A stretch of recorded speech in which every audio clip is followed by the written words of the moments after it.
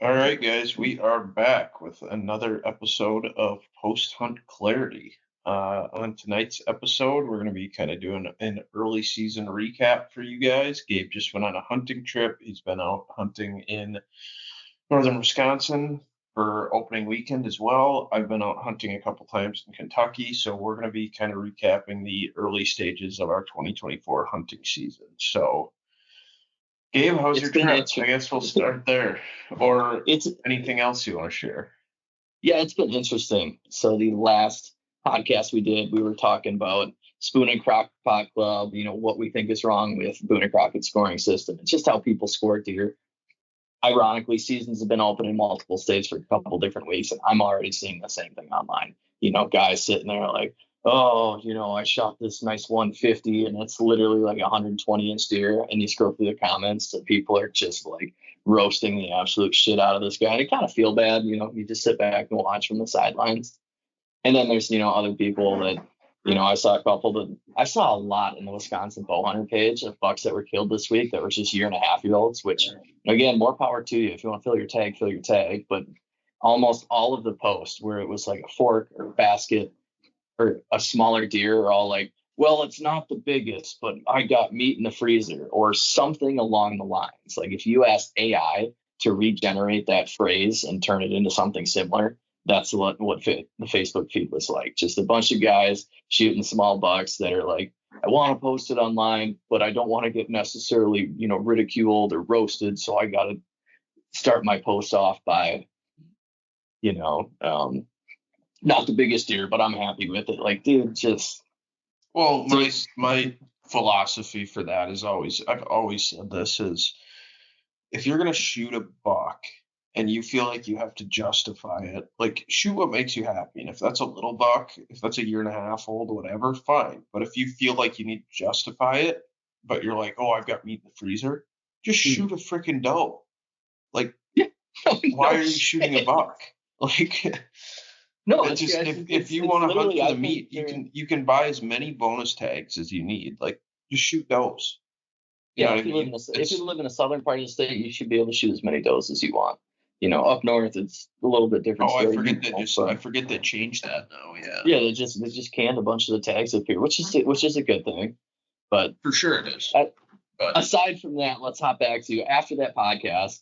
I was talking about me shooting my bow, a bunch of other stuff, and I was going into the season with as low of confidence as I could possibly have, which is not good when you're planning a hunt that took you 3 years to draw a tag. You got to drive 12 hours to go hunt, and you're going to go hunt for a week. Like, it's almost a red flag, but with my personality, I'm like, I fucking took off. I'm going. This is what's going to, happen. And in the last 2 days before the trip, like I dialed it back and I'm like, I'm confident shooting out to 60 yards. Like, ideally, I want to shoot 50 and in, but if I have to shoot 60, I'm going to shoot because I'm confident. So Dad and I leave for that trip early Thursday morning. We drive.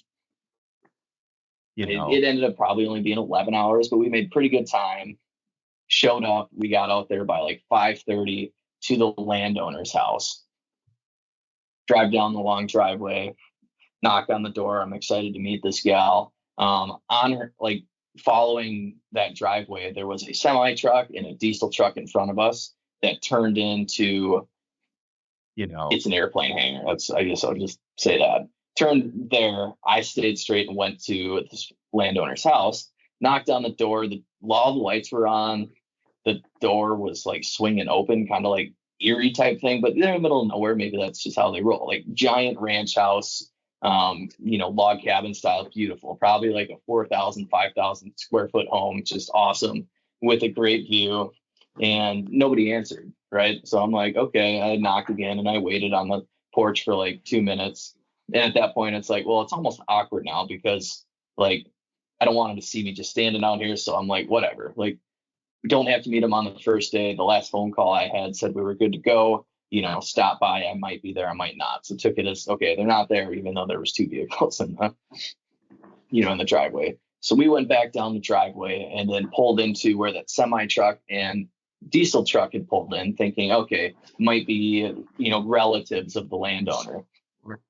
So I pulled in and they were unloading corn or I guess it wasn't corn, maybe it was just the oats that they had harvested, into a giant grain bin. Two guys. I went out there and, it was super loud. And I'm like, hey, do insert landowner's name here, if they're home. And he's like, oh, you must be Gabe. Yeah, we were expecting you. I'm just one of the ranch hands. So, I'll let you talk to, the landowner's son. He's here too. So he waved at me and then he's like, hey, we'll be done in about 10 minutes. I'll come talk to you then. But he was a little intimidating at first, the way he sounded. I'm like, oh, like he doesn't sound like he's happy to see me type deal. They finished unloading the grain bin. He came over, he took off his hat just like it was the end of an 18-hole match, smiled at me and shook my hand and was like, hey, Gabe, I heard a lot about you. Glad to have you out here. Long drive coming from Michigan. I'm like, nope, coming from Wisconsin. He's like, so a couple hours shorter, but still a long drive. He's like, yeah, landowner, insert landowner's name there, was filling me in, about you guys coming. More than happy to have you guys here. It was me and my dad. And he's like, hop in my truck. I'll give you a tour of all the properties. So we literally hopped in his truck and he was taking us through the fields, showing us the awesome views, telling us, the history of his family and the land, talking about, Theodore Roosevelt was friends with his great, or his grandfather, I guess. And they went on hunts together on that piece of property back in the early 1900s. And it was just like a super cool experience that some stranger literally 45 minutes ago, had never met, never talked to, invites us into his truck, takes us around, telling us where he's seen deer in the past. We're driving through the fields, pheasants flying everywhere. He's telling us the story about they grew up poor, when he was just a young kid. So all they did was shoot deer to eat venison and survive off venison. So I was like, you're telling me that with all these deer, you have on your property, you don't deer hunt anymore? He's like, no, I'm so sick of venison. I never want to eat another deer again. He's like, none of us hunt deer. He's like, but coyotes though, I'll sit out, at night with thermals and shoot coyotes. Oh, I love that, but he's the, likes to fly his airplanes. He does all the crop farming and his brother does all the livestock farming. So they kind of split those job roles. Not a huge ice fisherman or anything like that, but he's an outdoorsman, and he films deer, off his porch, and he's got binoculars. So he's like very, and this is where this is different for me. Most landowners I've ever had permission from don't hunt like at all, and almost know like very little about what hunting's about, why we do it, all that stuff. Like this guy was honestly really good because he knew exactly why I was out there. Like, he asked me, he's like, you guys can be blind hunting, you guys can be spot and stalking, like knew all the terminology, all the super familiar with everything, and still like let me come out there. We never paid these guys anything. It was literally just a letter in the mail, being a genuine person. So starts the hunt. Season doesn't open until Friday at noon. He drops us back at Dad's truck by like 7 o'clock or 7:30. There's still an hour and a half of daylight, which is perfect. So Dad and I can drive around and start glassing.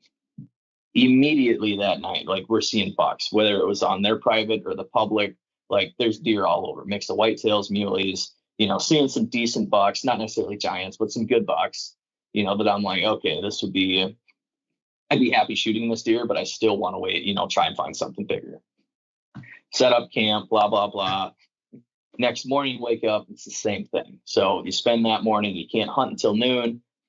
Ideally, the goal is to find a deer up on their feet in the morning, try and watch them, into a bedding spot. So at noon, you can go out after them. Well, at 9:30 a.m., right off their driveway, I filmed a fork buck and what I would consider a 150s mule deer, a pretty good buck, full velvet, like bedded 50 yards from the road. I'm like, oh, dude, this is money. So we sat there 50 yards from this deer in the truck filming him, and they didn't give a single shit that we were sitting there watching.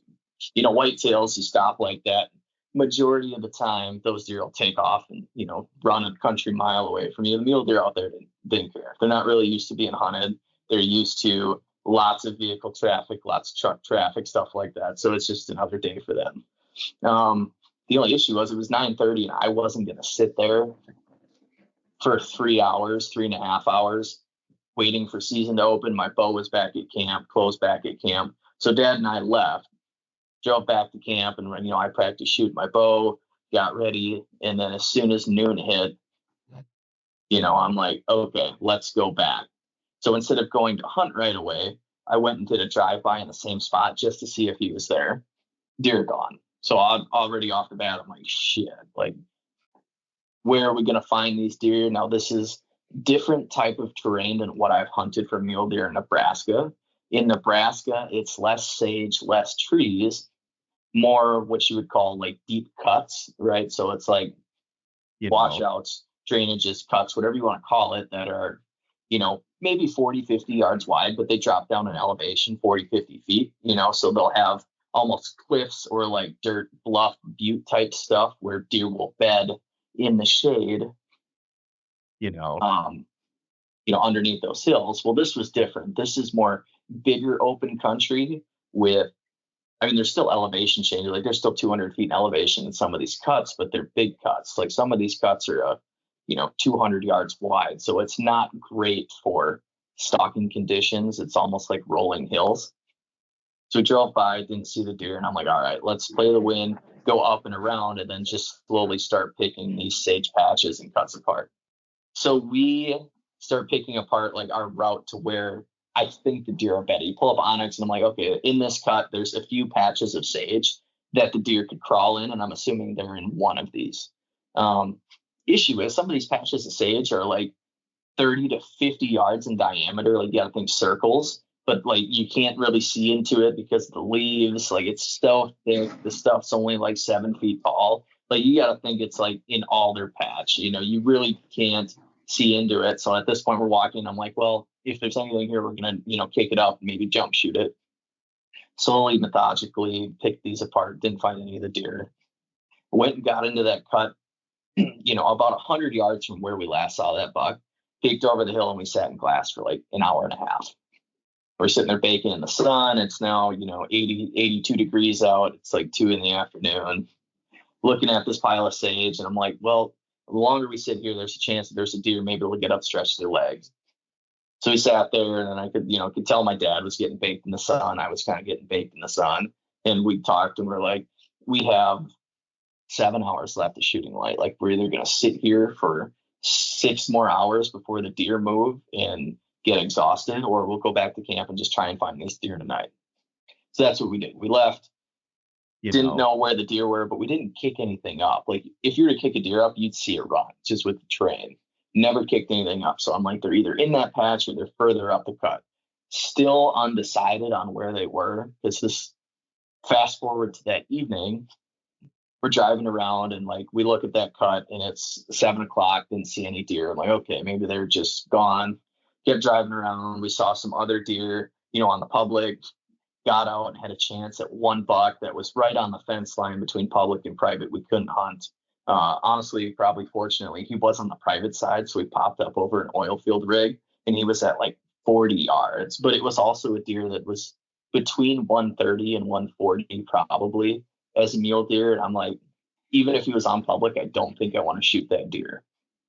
So it was a good opportunity type deal. And eventually he hopped the fence on the public, and it was probably 70 or so yards. And he sat there and just stared at us. I'm like, I could have drew back and just shot him multiple different times. But again, didn't want to shoot that far. Didn't necessarily want to harvest that buck. So then we went and did some more glassing. At that point, it's like 8 o'clock. I'm like, all right, let's drive back up their driveway and see if deer are there. We slow down as we're dropping into the cut on the driveway where those deer were earlier. I pass and I see like 5 bodies of deer, just below where Dad and I had set up at noon, or 12:30 by the time we got there. Like it would have been a 20-yard shot to those deer. I'm like, there's a bunch of deer. Let's pull up where they can't see us, be quiet, get out, gently shut the doors. And now I'm playing the wind. The wind is perfect. It's in my face. Deer, to the north of me, the wind's out of the northwest right now. Money. Literally 80 yards. We crossed a cattle fence, and we still had a hill for terrain. Crawl up on top of that hill, and there's the prairie grass is anywhere from 1.5 feet to maybe 3 feet tall in spots, so you can lay down and kind of have some cover. So that's what we did. We crawl. I kind of belly crawl. I peek up, and I'm like, oh shit! Like there's a giant buck. There's another giant buck. There's a fork buck, and there's like 2 does and 4 fawns or whatever. Like there's numerous eyeballs down there just sitting in the grass feeding. They're in the shade. Thermals were pulling down that way. Luckily, the wind was in my face, and it was also a chop off behind me. So I'm like great on scent. I ranged the one deer because I have those Fury binoculars. So I'm looking at him in the binocs, ranging the furthest buck, which was like probably a 160s buck. He was awesome 4x4, super tall, not very wide. And he was at 83 when I first ranged him. I'm like, too far. Fortunately, the biggest buck that was out there, super wide. I'm guessing I'd sent it to a picture of my buddy because we got awesome film. Well, Dad got semi awesome film. I'll get to this story anyways. And my buddy was like, that's definitely, over 160s. He's like, I can't quite tell. He's like, it could be 70s, it could be an 80s buck. So of that caliber, awesome mule deer. And I crawl up a little further. These deer have no idea we're there. I lift up and I range and I get that buck at 71 yards and he's broadside. So I look at Dad. My dad's below me, trying to film. Granted, he had it autofocus. So the whole time he thought he was filming deer, he was actually filming the grass, 2 feet in front of him. So you can only just see blurs in the background of what these deer are, which kind of sucks. But I almost knew that going into the trip that, he was going to struggle filming. What I didn't realize is now that my dad's old, he needs reading glasses or he can't see the first 2 feet in front of his face. Well, you can't film when the camera screen is literally a foot in front of your face. So he's looking at the screen and he can't see anything. It's just blurry to him. So whatever. So I ended up grabbing the camera, put it in manual focus, handed it back to him. I didn't quite have it set right. So at this point, I'm like, all right, we got 20 minutes of shooting light. The wind had calmed down. Like it's quiet. None of these deer are on edge. I'm assuming they're going to feed closer because I'm like, I'm not shooting 71. I want to shoot this deer at 60, which was more than possible if they would have kept feeding on the same route. And I'm like, it's the first day. I don't need to shoot at 70. I'm not comfortable. I'm not trying to force or rush a shot. So I'm playing this out. This is where I don't know quite, the legitimate backstory to this. So I took out my phone and started filming and I lifted it above the grass so I could get a Snapchat of it and pulled it back down, looked at the video, saved it. And then I pulled up my binocs and looked and that deer had us like kind of pinned, like he was sitting there staring. And he stopped and stared kind of facing us for like 10 minutes, didn't move. All the other deer behind him had no idea. The big buck sat there and stared. But at the same time I lifted up my phone, there had been some turkeys somewhere behind us that started putting. And if you don't know what a turkey putt is, it's kind of like if a turkey sees you, like, and they get spooked off, it's almost the equivalent of a deer blowing. Turkeys will sit there and putt and go, like a chicken plucking or a chicken pecking. So I don't know if that deer heard it and was kind of signal like, okay, something's weird, or maybe if he saw a movement from me lifting up my phone to the grass. But regardless, the deer was kind of on edge. After about 10 minutes, the smaller of the two giant bucks started walking up the ridge that Dad and I were sitting on. Like if we would have stayed there, he'd have walked within 5-10 yards of us, theoretically. Then the smaller buck followed him. This is where we started filming. I got the footage if you guys want to check out my socials. This is where those deer are getting filmed. And then that big buck, he didn't spook. He just slowly walked up the hill, the same way the other deer went. I watched him kind of disappear on the horizon. It was one of those. I wasn't super mad because I'm like, awesome. Like these deer are here. It's opening night. Like I have all week to sit on these deer and hunt these deer and get closer.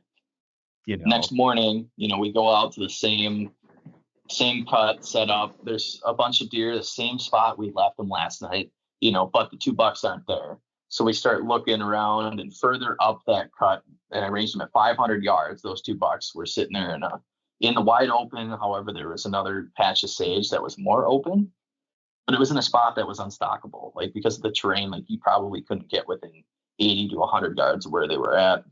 We watched them bed down, and I'm like, okay, this is still perfect.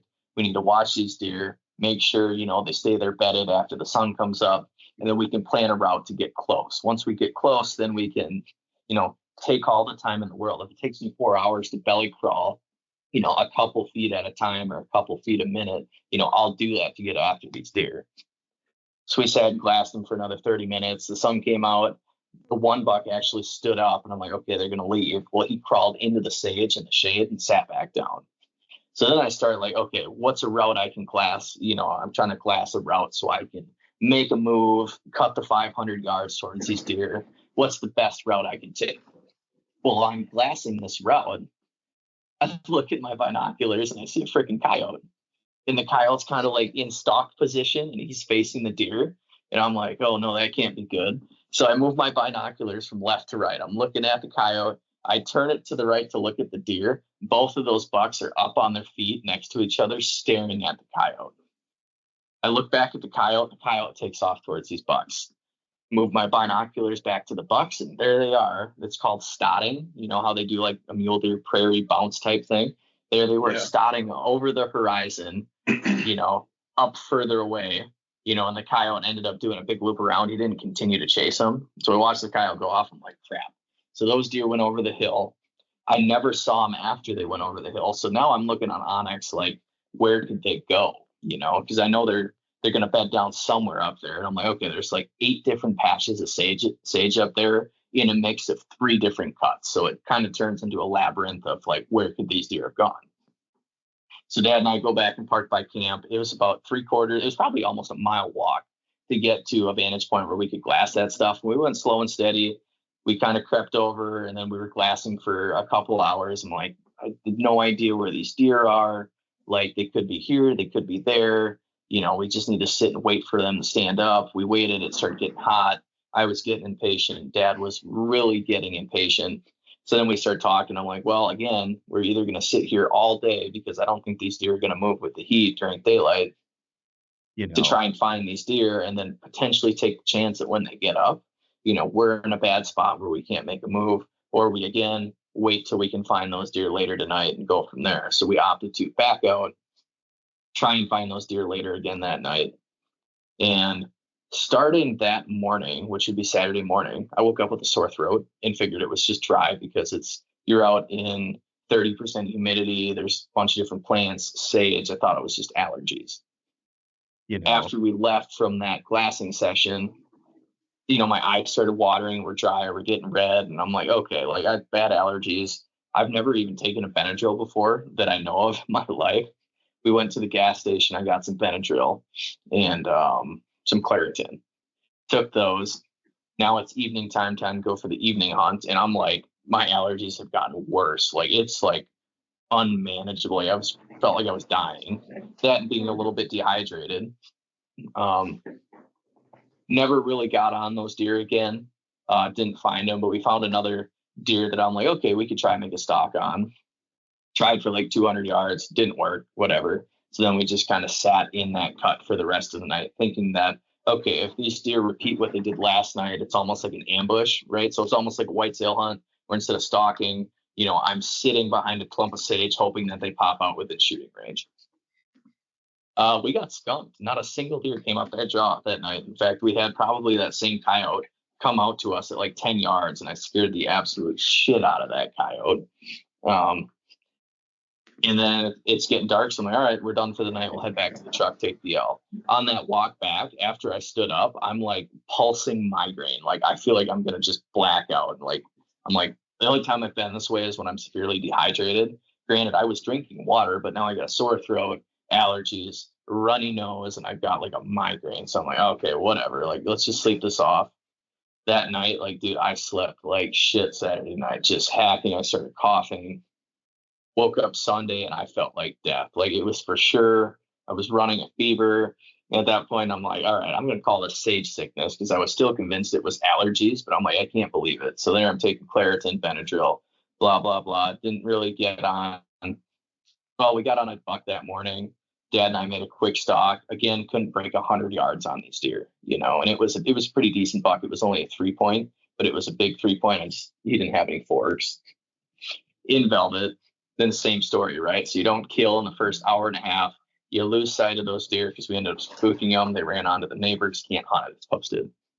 So same story. Now it's like, all right, we got 7 hours to do nothing, today. And it was a cooler day. I think it was a high of like 73. So it wasn't bad, but it's like, either walk the properties to try and spook a deer, or, you freaking sleep or something. So we took naps. We bought our fishing licenses, went down to the lake, tried to fish. At this point, like, I'm just miserable. Like, I'm sitting in a beach chair with a fishing rod, not catching anything because you can't cast to where it's deep enough. So you're kind of just there to kill time.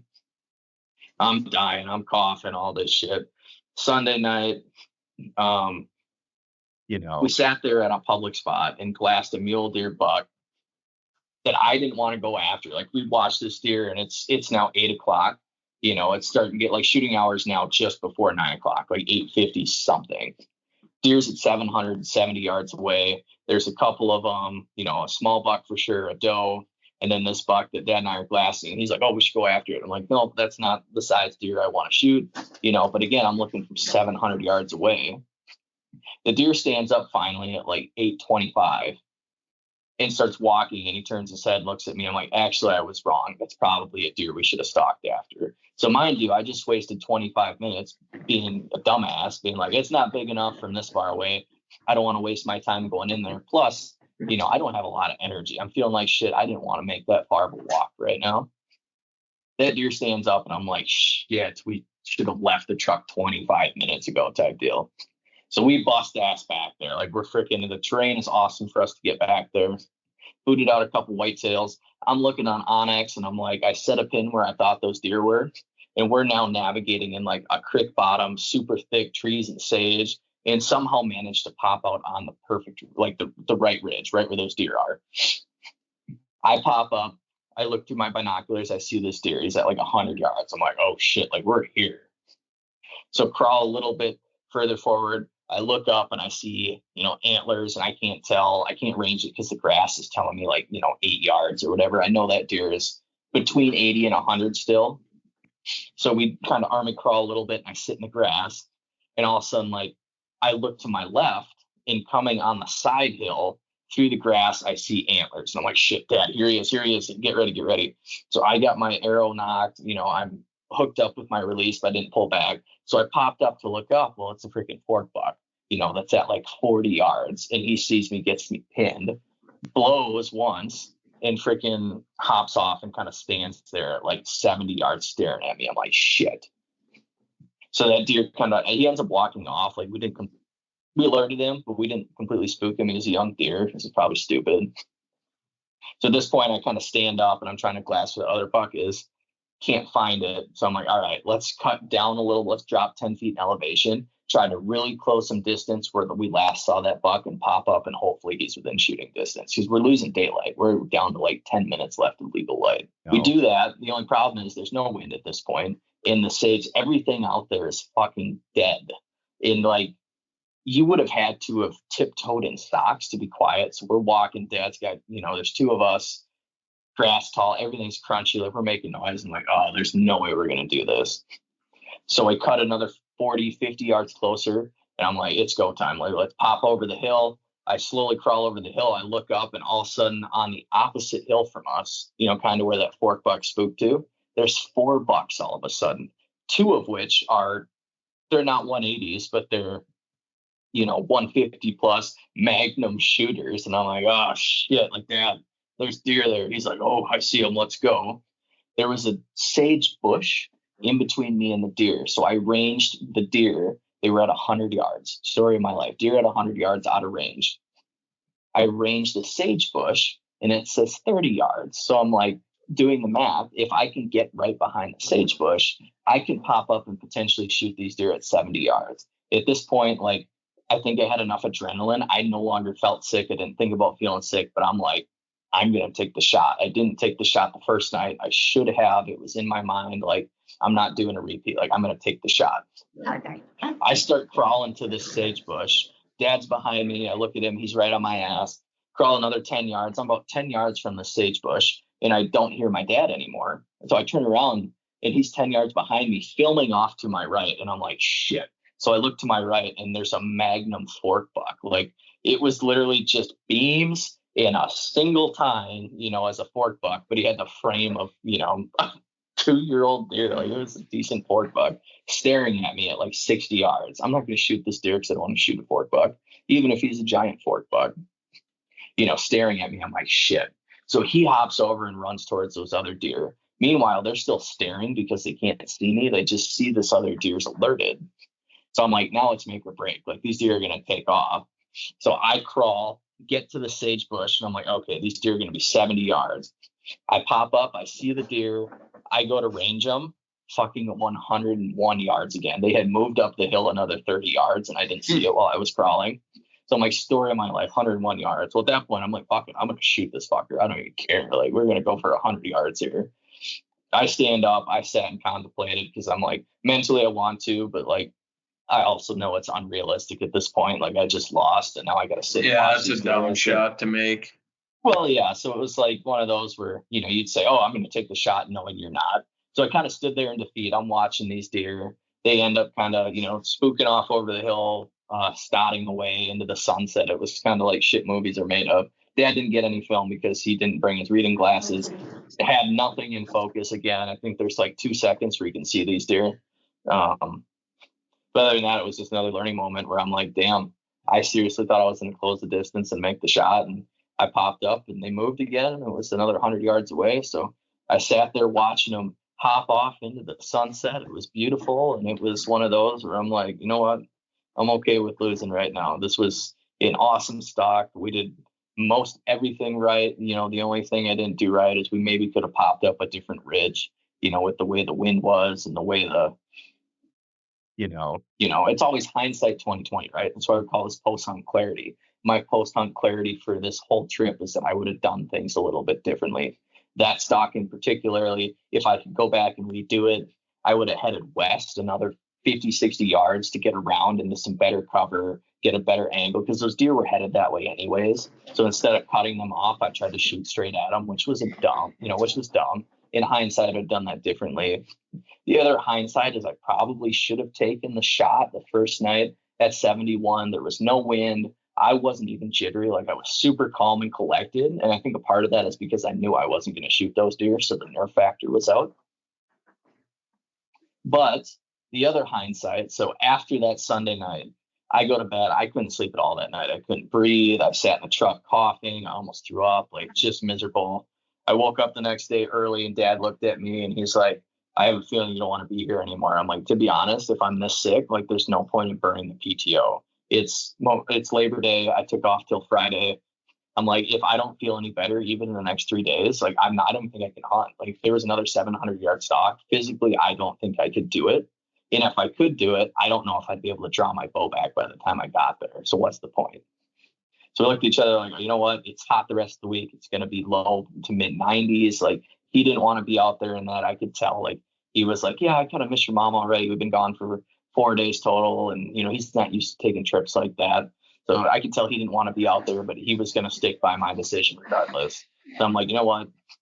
I'll save the PTO. That way I can go back out there when it's cooler in October. Most of the leaves and cover should be gone. So one, it's easier to find deer, easier to see deer all day, and easier to actually, make stalks and have a fun hunt. So we ended up just driving home straight. Actually, he drove 90% of the way. I think I drove for a total of two of the 12 hours it took us to get home. So we had to keep stopping so I could freaking load up on Dayquil and other shit. So, but it was a little bit miserable. You plan a hunt like that, and then you get sick. And, I talk to some people, and of course your buddies razz you, and they're like, oh, dude, you shouldn't have been a little bitch. Like, stick it out and go kill one. And I'm like, I have the option. Like, I got more PTO. I got more time, the rest of the year. I originally planned on going twice, saying that the first trip was just a bonus to go out there. If I don't kill anything, I won't be mad because I'll have another trip. And that's kind of exactly how it planned out. So I'm good that I had that in my mind, and I wasn't just rolling the dice on this is the trip, take it or leave it. Otherwise, it probably would have been flinging some arrows. The other thing that might have been a blessing in disguise. So I got home and started shooting my bow again. And with the Grim Reaper practice head plus my dirt naps, my fixed heads, they were shooting all over the place. Like, the Grim Reaper would be windage good, but it would be literally 8 inches high. Same story I was dealing with earlier. And then my dirt nap would always be high, but it might plane left or it might plane right. And I'm like, something's fucked. Like, I just know this is not me shooting. So I didn't do anything about it until 2 days before Wisconsin bow opener. And I took it to a pro shop. I didn't want to go to Shields, took it to a local guy. And we shot it through paper, and it was tearing knock low, like, repeatedly, like serious knock low. And he's like, yeah, you got a problem. What happened to it? Because I told him it was shooting great last year. I'm like, the only thing that happened is my D-loop was frayed. So I retied on another D-loop, but I'm pretty positive it's in the right spot. And he's like, most guys don't realize it, but your D-loop could move a quarter inch, an eighth inch, or even just a smidge, and it's going to throw your sight off like that. So he adjusted my D loop, just lifted it up. He said he moved it an eighth of an inch, and we started shooting bullet holes. At point blank range, I shot 2 of them. He told me I was good, and I'm like, "You'd care if I shoot it like 10 yards through paper?" He's like, "Oh, I don't know if it'll make a difference, but yeah, go ahead." And I'm like, "Well, it just gives the time arrow to fuck up if it's gonna fuck up type deal."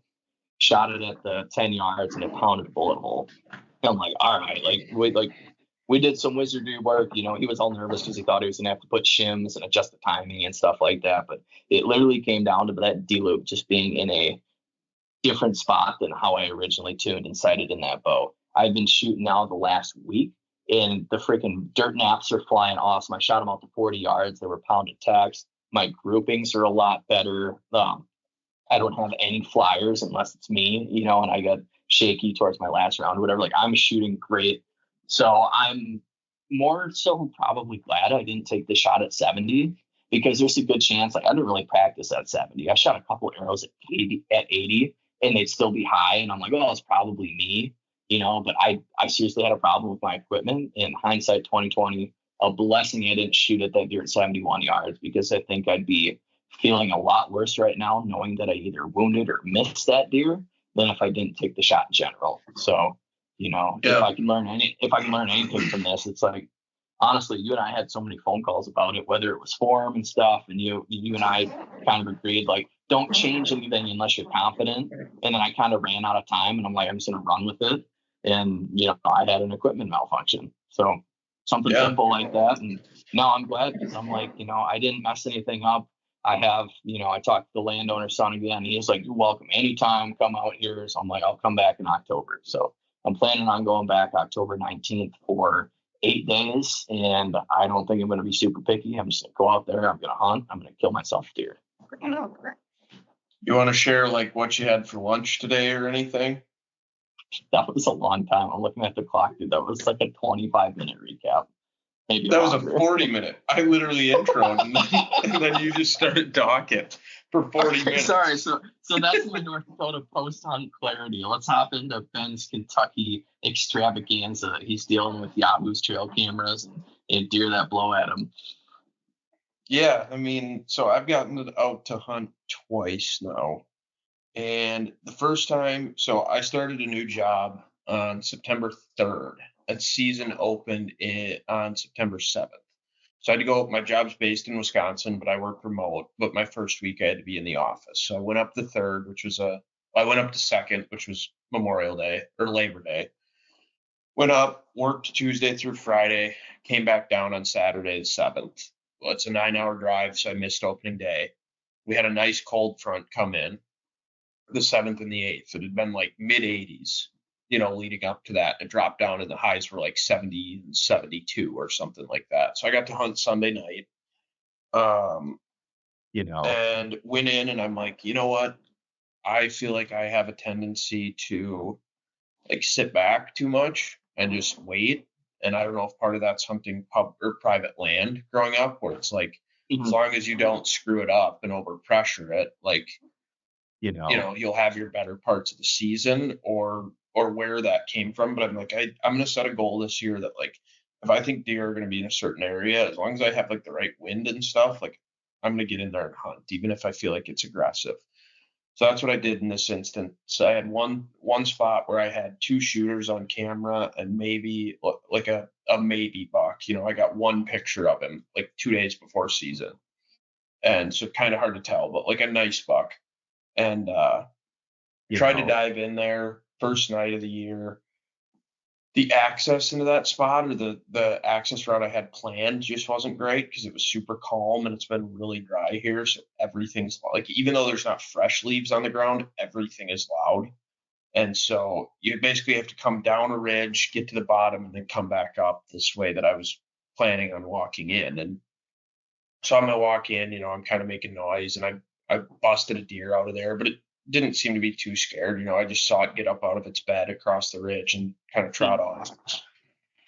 And I got set up, and, felt like other than that, I got in pretty clean, and just kept thinking, okay, last hour light is going to be money, and never saw a deer. And then, so I got out to hunt Friday night as well, which would have been the 13th, and slipped into this Friday spot. the 13th.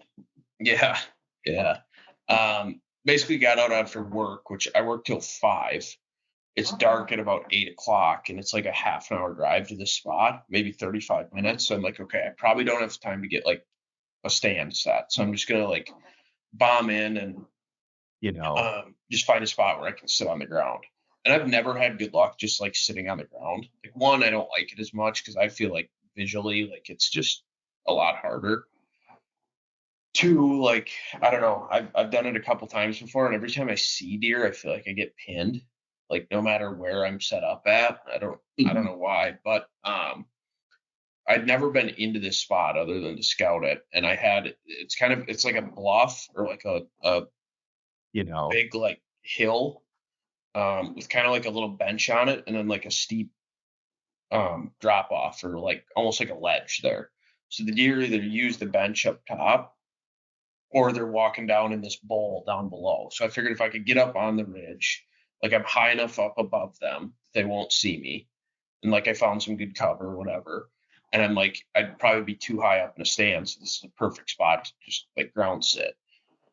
And the one spot I thought deer wouldn't come from was kind of over like behind my left shoulder, because it's so steep going up that hill that it's just like deer don't have to. There's easier routes to walk. Well, the one deer I saw that night came up and over from behind me, and that's right where my wind was blowing. So she got to like 30 yards or whatever it was. I just saw a flash of the body while it was running away. She busted me, blew once, tore off. That was all I saw. So I definitely need to like make some adjustments. This whole it's a different season for me. I'm not used to this mobile hunting, public land hunting. I had a trail camera curve. Yeah, it definitely is, and it's a fun learning curve. I had a trail camera go down on me. So Wednesday, so between my two hunts, I went out to check it, or figure out if it died or what was going on with it. And I found a better access route into that first stand I hunted. Found some good sign and some other spots that might be good to hunt along the way. And I found a couple trail cameras in there. So like where I'm set up is like right on the edge of public and private. And so according to everybody down here, Onyx isn't that accurate, which I don't know if I believe or not, but there's like this old, like, I wouldn't call it a road, but almost like a trail that goes through the woods, like 10 feet inside of where, maybe 15 feet inside of where Onyx says the property line is. And right on what would be the private side of that, or the outside edge, I found two trail cameras. One of them had a phone number on it. So I took a picture of it later that night, texted the guy. It was like, hey, just so you know, like I've had a trail camera set up like 50 yards from you for like the past month now. I just wanted to let you know. That way we can like plan, if you're going in there one day, like just let me know. And, if you tell me first, I'll stay out of there, or vice versa. If I text you early in the week and say I'm going in there Saturday, like stay out of there. And he's like, so he texts me back. He's like, I'm actually hunting the private side. Like, I hunt quite a bit, but like you're totally good. Like I don't think we'll run into each other that much. Just so you know, here's where the property line actually is. The property line's that old road. Yada yada yada, whatever. So learn some good information there. Obviously text him like, what have you been seeing on your cams, whatever. And he said not much, which like I don't know if that's everybody's true or answer. Not. Yeah. He seemed like an older guy and seemed very genuine. Like he was really happy that I texted him and reached out and like was really willing to give me like pointers. Like he said, not in his year, he's hunted this piece of property for like 15 years. Like they're family members of his. He's never seen that many hunters on this public piece. So that was good to learn. But before that, I'd seen both the trail cameras.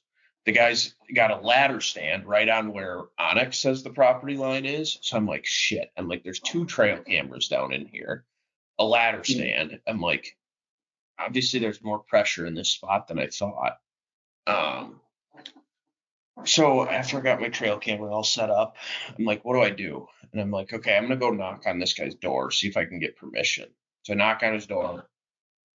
It's like one of those where you wait long enough where you're like, maybe nobody's home. And then all of a sudden I see a flash movement inside. So he comes to the door, old guy, probably in his 70s, like, hey, here's my story. Just moved down here. Like, I'm from Wisconsin, looking for some private land to be able to hunt. Just curious if you're a hunter or if you ever allow people to hunt. Nope, we save our hunting permission for all our family members, yada, yada, yada. Okay, thank you. Appreciate your time. Yep, thanks for stopping. I'm like, shit. So I drive around for a little while, like, and I'm just like, across from this private, there's a bean field, and it's the only bean. Like, I've driven all around this. It's the only bean field around. There's some cornfields around, but um, there's just not any beans. And it's a huge field. Like, it's where I'd expect the deer to be. And at this point, it's like 7:30 at night, or like 7, I think. And dark's like 8:15. So I'm like, there should be like a deer out in this field with as big as it is.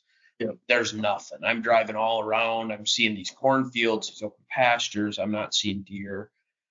So I was gonna knock on a couple more doors, and I decided not to because they were like big, like chunks of land with like, it might be owned by, there might be a chunk here, chunk there, and they're all owned by the same guy, but there's 3 different houses on each one.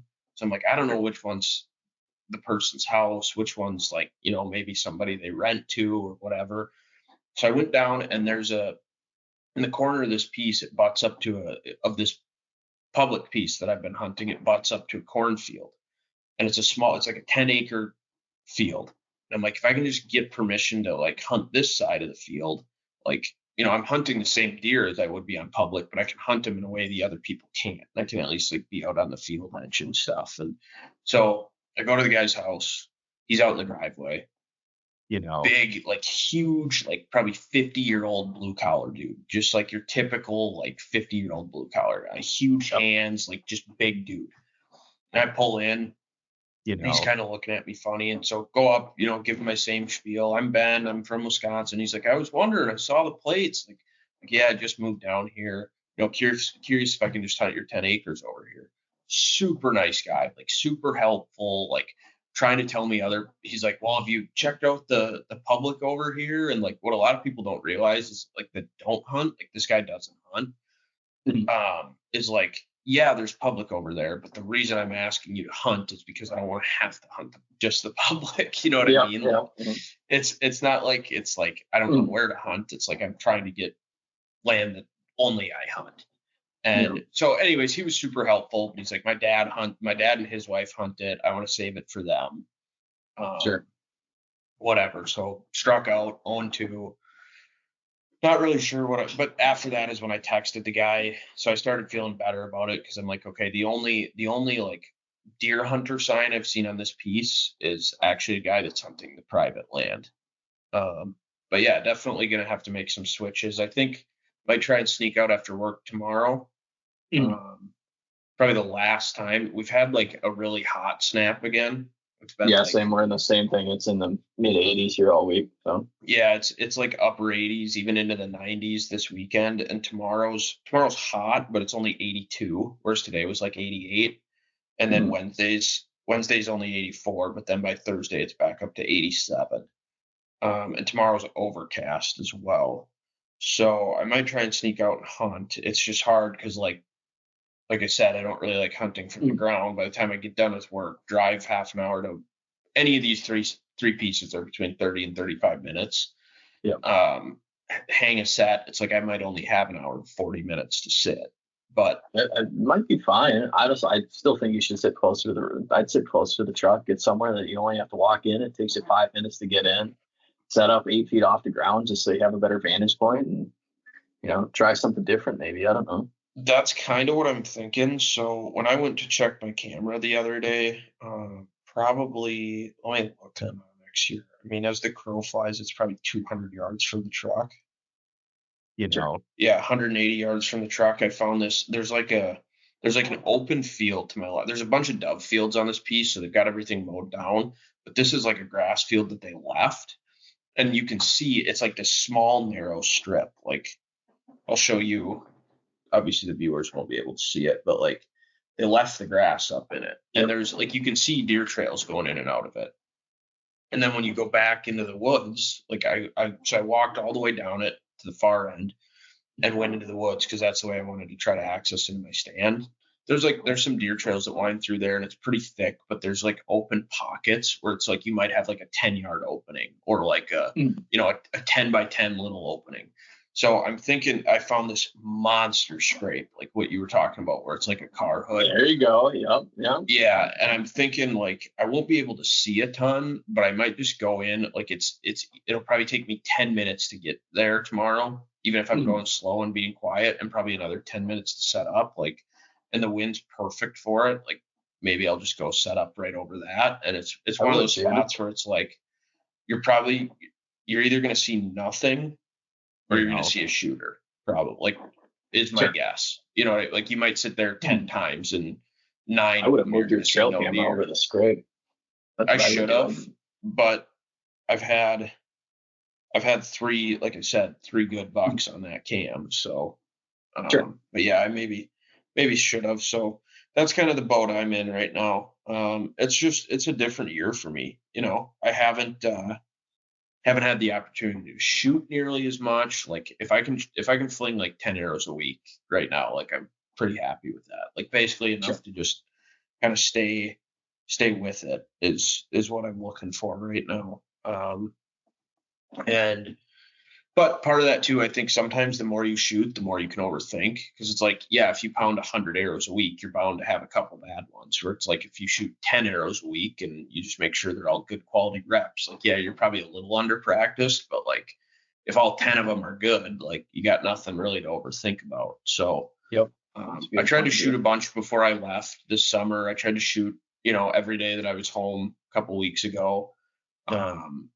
And now I'm just like trying to just shoot enough that I'm like, okay, out to 40 yards, I'm super confident, and beyond that, it doesn't matter. So yeah, that's kind of where I'm at. I've never been an early season guy. I told you, like I've just never had luck with it. And I don't know if it's partially that, like, you're almost hunting tentatively for me early season. Cause I'm like, well, I know if I'm not aggressive now and I just wait until it's better to get aggressive, like that's when the deer are going to be moving. Whereas like if I blow stuff out on private land early season, it becomes a lot more difficult, So I don't know if that's part of the reason, and I need to just get over that mental hurdle, or what the scoop there is. But yeah, I've just never had good luck with it. Last year was the closest I'd say I had to luck with early season, and I had a shooter at a maybe shooter at like 55 yards. Yeah, and I think you'll probably, like, I still think this year's going to be so beneficial for you. I think it's going to make you a better hunter. It's just going to improve woodsmanship, and you're going to just find out, things that you never would have thought about, hunting the way we've hunted here in Wisconsin. I'm just early season right now for me in Wisconsin. Like, I honestly think if I went out, like, I didn't necessarily hunt. I filmed my buddy Kyler trying to get him a deer, because all the deer I have on camera, I don't care to shoot. And I think if it was me just hunting, like if I had this full weekend, I'm filming a wedding this coming Saturday, so I'm not going to get out and hunt. I seriously know, like, I could fill a tag. I'm not saying I'm going to kill a deer I want to kill, but I can fill a tag. And that just comes from early season. Deer are not moving very far. Deer are not, like, where you find the sign is it's so much easier to kill and predict deer, coming to a spot if you find the sign. And that's, I just moved a trail camera. Him and I got done sitting Saturday morning, and I'm like, this one camera that you and I put out actually wasn't getting hardly any deer pictures. So I went to pull it. Well, on the way in, like 70 yards from the camera, I found a rub line of all fresh, like 10 rubs in a row. It's like one of the biggest rubs, or tallest rubs, I should say, I've ever seen. So I moved my camera towards that rub, made a mock scrape, and that next morning, him and I went to go sit, and I'm like, I think we should go sit the rub line. Like, I seriously, with that fresh a sign, the peelings are still on the ground, that many rubs, like the buck, even if those are only 3-4 days old, he's in the area and he's using that spot. Well, I talked to Kyler about it, and he's like, well, honestly, we saw some deer out of the preset stand. Let's just go back and sit there. And I'm kind of like, you know what? He's not wrong, because, it's less work for us to haul in the stands and the gear. Like, I'm fine with it. That's where you want to go. Let's go sit there. him and I were sitting in the stand, and at 7:40, we hadn't seen a single deer yet. The woods over by us was dead, and we were kicking ourselves like, oh, they're just not moving today. Get a trail cam notification from that other trail camera, and a nice 10-point with a split G2 was in there at 7:40 for like 5 pictures. And I'm like, yeah, you'd have killed a deer if we'd have sat in the other spot. So just one of those things. And it's, I just know I could go kill a deer this next weekend if I wanted to. The problem is I'm not seeing deer that I care to shoot. And that's, partially because I've shot, quite a few deer in the 130 range caliber, and I have a booner on the wall, and it really flaws your expectations a little bit. But it's one of those yeah, and I'm like not super apt because I got, mule deer hunt, I got a Kansas tag, and Wisconsin to me is a bonus. I want to fill the tag because I haven't in 7 years or however long it's been with my bow tag. But at the same time, as much as I say that, I'm talking over this podcast, I want to shoot a buck. I know it'll happen. I'll get 10-inch deer in front of me this year, and I'm going to let it walk. It's just doesn't do it for me. But that's where the rut comes into play, right? So early season for me is all calculated. It's super methodical. You're looking at fresh sign, you're narrowing bedding, you're looking at water sources, food sources, all that stuff comes into play.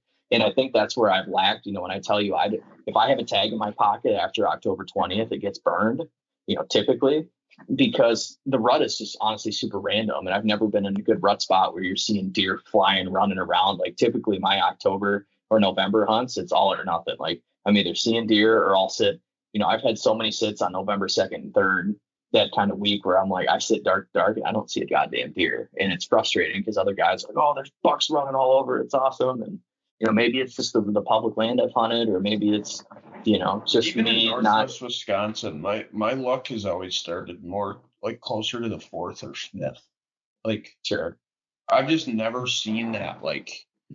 Everybody says it's oh, you get to Halloween or the 1st of November and you can just feel that magic in the air. And mine has always started closer to that end of the first week in November. Best rut day, even in Northwest Wisconsin, best rut day I've ever had in my life anywhere was November 12th. Sure. I remember the year you and I started hanging out a lot when I shot that buck that I never found. I sat pretty much dark to dark the 1st, 2nd, and 3rd of November and was barely seeing deer. And then all of a sudden the 4th, it blew up. I don't know, those first couple days in November have just I've never seen the rut really kick in.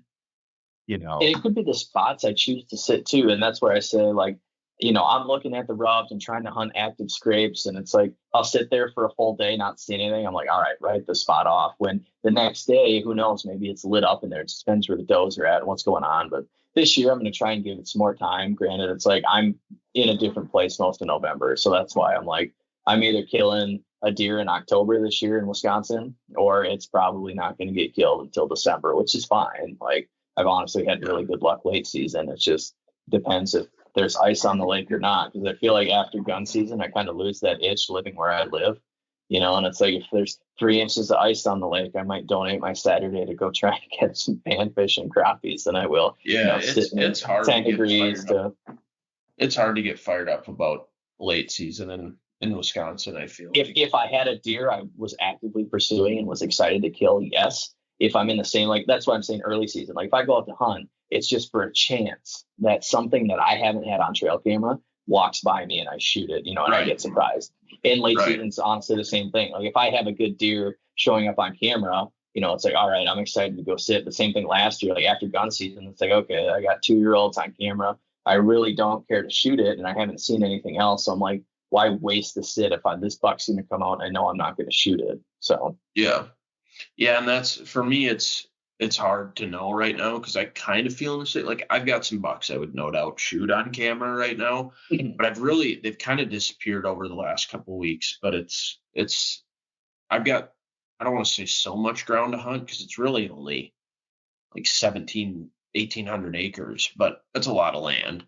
And I've got 3 trail cameras out. So it's what's out there that I'm not getting pictures of. And there's probably a bunch, that's out there that you're not I've got one piece that I don't even have a camera on. I probably should. I should probably go pull one of mine. I should go pull one of the ones from the piece that I have 2 cameras on especially because I'm not getting many pictures on it, and move it to Yep. that piece. But like, I don't know.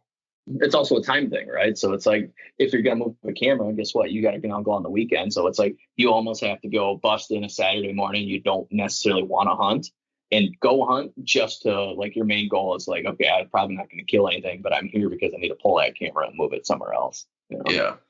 And that's one of those things you just have to outweigh and go from there.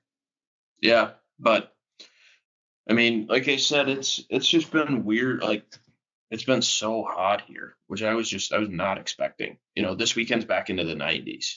So like Yeah, I'll probably hunt tomorrow, and then I probably won't hunt until the weekend of the 28th, 29th. Honestly, like finally then it's the 29th is supposed to be back to 79. You know, you know, you what you know. should do? You should go buy a shotgun and get your dove license and just go up there and wreak havoc on some doves.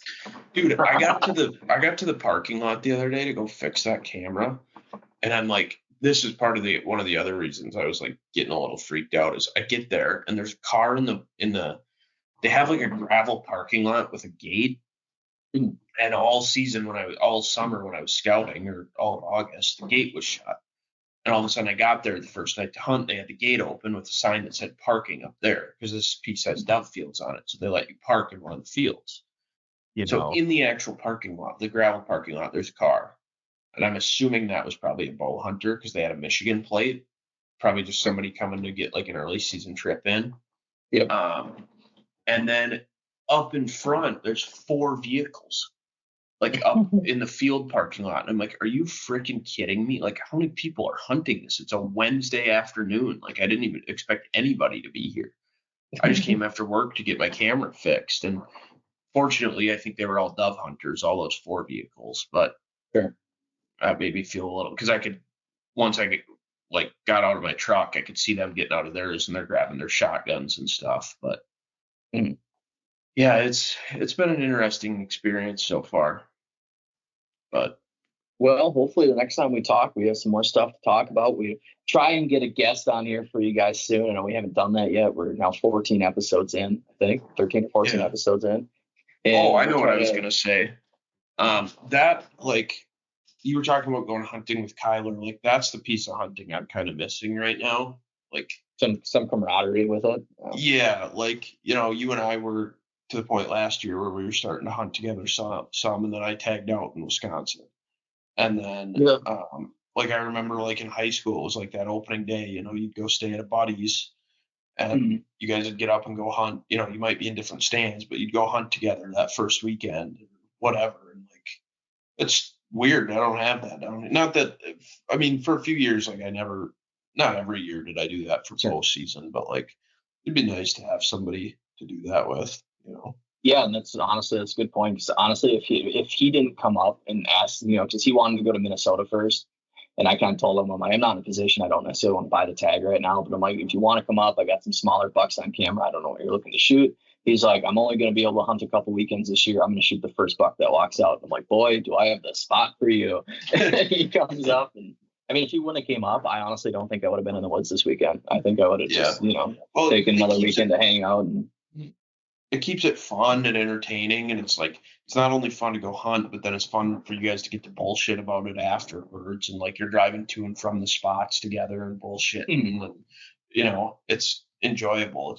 It's fun when you've got somebody else that's into it that you can go with. Yeah, and it's one of those things you don't like, in your position right now, like you almost don't understand it till it's gone. Like we used to do it all the time. It's just you're accustomed to it. Like, yeah, you go hunt with some buddies and then, you're out by yourself and it's like shit. Like, it's literally just me in the woods and I'm out here to kill, and that's honestly it. So yeah. Well, and I've made some friends down here. Like I've met a couple guys that I've actually hung out with like quite a bit, but they're not hunters. They've never hunted before, and they've both expressed an interest in me taking them. And I'm like, that'd be like, on one hand, that's super cool. Like you get to introduce somebody new to it, and like that's what it's all about. But on the other hand, there's that little bit in you that's like, oh, are they going to be a bot? Like, is this pretty much just a good sit because they're going to be loud, slow you down, fidgety, but I mean, like I said, that is what it's all about too, is introducing new people to it. And who knows? Maybe they get into it and they've got, a grandparent that has 80 acres that they want to invite you to hunt next year because they want to hunt or what, who knows how that goes. So yeah, that could keep be a benefit. But well, hopefully you just learn some things, next couple of weeks as we reconvene on some hunts that either worked out or didn't work out, we can look back at these and, kind of talk some more strategy. And really that's the whole point of Post Hunt Clarity, right? We like to sit there and tell our story about, how we fucked up, how we were successful, and, things we could do different next time. So yeah, it's just so much of a grind right now, Yeah, and it's not going to make it so much more rewarding when I kill a deer. No, absolutely. And, then you got to realize like, oh shit, I got to pack this thing up. Yeah, that's going to be fun, but we'll get it figured out. That's right. Well, I appreciate everybody tuning in. That's all she wrote for this episode. If you guys want, I got some more YouTube videos posted, rebranded the Beagle Boy Outdoor channels to Hunting with Tourette's. I'm now embracing my chemical imbalance in my brain. So when people see me cuss uncontrollably, which I don't really do, or Twitch look like a bobblehead, all that shit, all that good stuff is on YouTube and my other social media. So check it out. Otherwise, Ben and I will see you next time on another episode of Post Hunt Clarity. You can check out BC Squared Outdoors too on Instagram and TikTok. Oh yeah, he's doing the Lord's work, posting all my nested stuff. So go check him out and go check out his nested system that he stealth stripped the absolute shit out of. I actually did that. It's quiet. I did the same thing. Yeah, no, I did the same thing. I'm like, wow, this is a moneymaker. It's one of those things that it's like, yeah, you spend a little bit of money on the stealth strips. Yeah, you spend a little bit of time doing it. But if it can make you quieter, like if it makes you have to think about it less and it reduces your noise a little bit, like it's worth it. You know what I mean? Like, yeah, absolutely. If, last thing you want is metal pinging on metal. And what I always think about is like, how many times maybe you didn't spook a deer or like you don't think you spooked a deer. Maybe you make a loud noise or you break a stick or your metal tings together or whatever. But 200 yards away, a deer was up on its feet and heard that and was maybe going to come that way. And it kind of freaked him out and they just turned and walked the other direction, and you never knew that they would have come that way. You never knew that you did scare them, but you did scare them. That's what I think about all the time. And no, it's dotting your I's and crossing your T's. So yeah, so all right, we'll wrap it up. That's all I got. See you guys.